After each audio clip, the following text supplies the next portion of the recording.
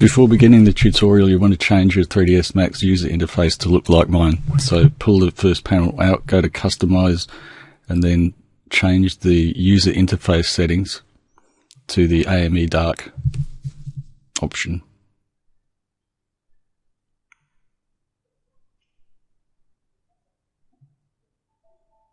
So that will be your default every time you open 3ds Max now. As usual, start by drawing a plane roughly in the middle of the viewport. Change to the Modify tab and set the width and length to 1500 or thereabouts. They only have to be square. Segments of 4 is fine.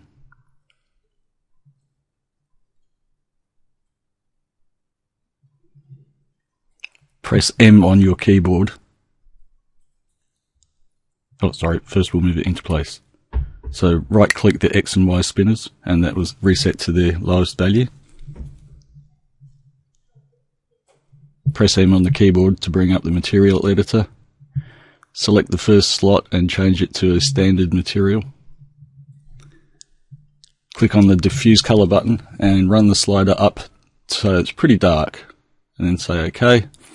Then you want to increase the specularity and glossiness so that it's got a bit of volume, as you can see here.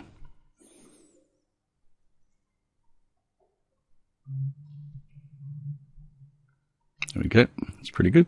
Click on the Assign to Selection button and exit out of the editor. Next you want to go to the modifier stack, pull it down and choose Edit Poly for the stack. Alright, so we can see all the parameters that we can operate on this plane have changed now. Yours may not look exactly like this, but it should be close enough for this exercise. So you want to put it in edge mode, scroll down until you can find the cut option. Click the cut button and cut from that vertex there to that vertex there. So it's 2 left clicks and a right click to end it. Z is zoom, so you can zoom in. 1 so it puts it in vertex mode, and we can cut across these other vertexes here, like so. Right click to end the operation. If you select the center vertex, you'll see it's got a name. I can't read it there, but we have to make sure that these are just one vertex and not 2 verts sitting on top of each other. So we'll just go around and check and make sure that's the case, which it is. Select the center vertex and click on the chamfer settings button and increase the size of the chamfer. So we're getting a roundish looking border in the middle there.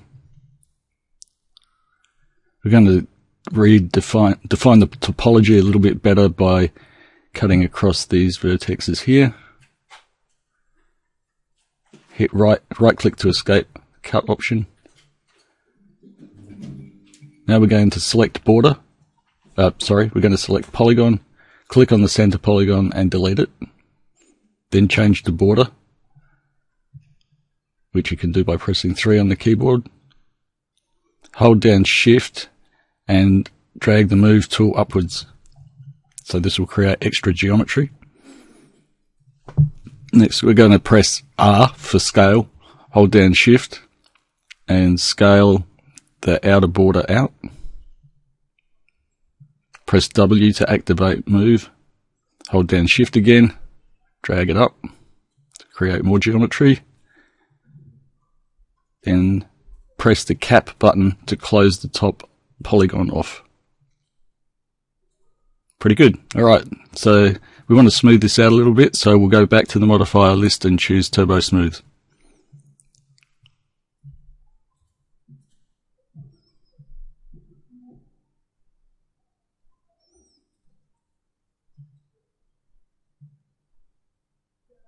There it is.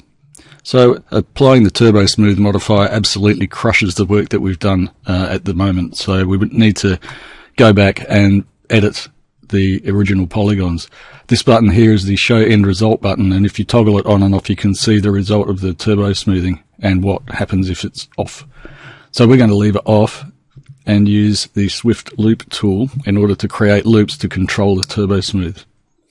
So we click on this, highlight the area that we want, like so. Just rotate the model around a little bit. So Alt middle mouse button, create a loop around here,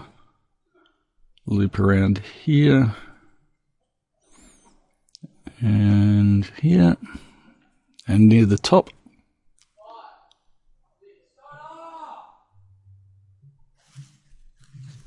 And people yelling in the background of my narration.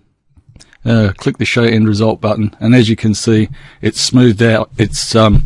It's controlled the way that Turbosmooth acts upon our plane.